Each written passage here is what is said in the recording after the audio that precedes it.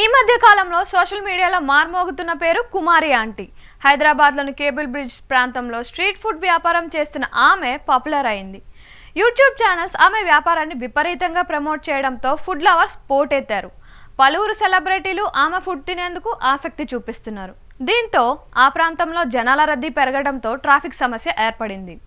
దీంతో కుమారి ఆంటీపై పోలీసులు కేసు నమోదు చేశారు. ట్రాఫిక్ పోలీసులు రంగంలోకి దిగి రోడ్లపై భోజనం అమ్మడానికి వీల్లేదని ఆదేశాలు ఇచ్చారు.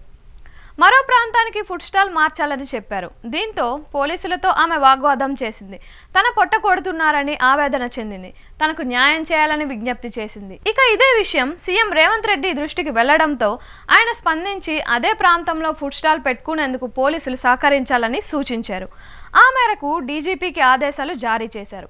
అయితే తాజాగా కుమారి ఆంటీని బిగ్ బాస్ సీజన్ 8లోకి కంటెస్టెంట్గా తీసుకోవాలని ఆ షో నిర్వాహకులు ఆలోచన చేస్తున్నారట.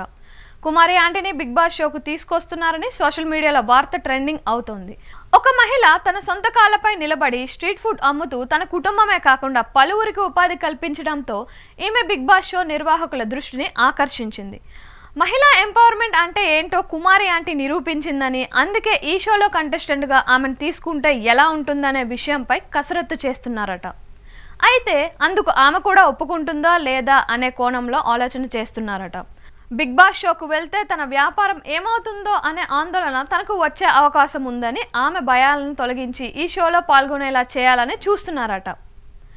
మరి కమింగ్ బిగ్ బాస్ సీజన్లో కుమారి ఆంటీ కనబడుతుందో లేదో చూడాలి. మరోవైపు కుమారి ఆంటీకి సోషల్ మీడియాలో లక్షల్లో ఫాలోయింగ్ పెరిగిపోతుంది. ఆమె వీడియోలను విపరీతంగా ట్రెండింగ్ చేస్తున్నారు. సెలబ్రిటీల దృష్టిని ఆకర్షిస్తుంది ఆమె. ప్రముఖ నటుడు సందీప్ కిషన్ తన ట్విట్టర్లో కుమారి ఆంటీని పొగుడుతూ ఓ పోస్ట్ను షేర్ చేశారు. ఉమెన్ ఎంపవర్మెంట్కు ఆమె స్ఫూర్తిదాయకంగా నిలిచిందని రాసుకొచ్చారు. ఆమెకు ఎప్పుడు ఏ అవసరం వచ్చినా నా బృందం సహాయం చేస్తుందని తెలిపారు.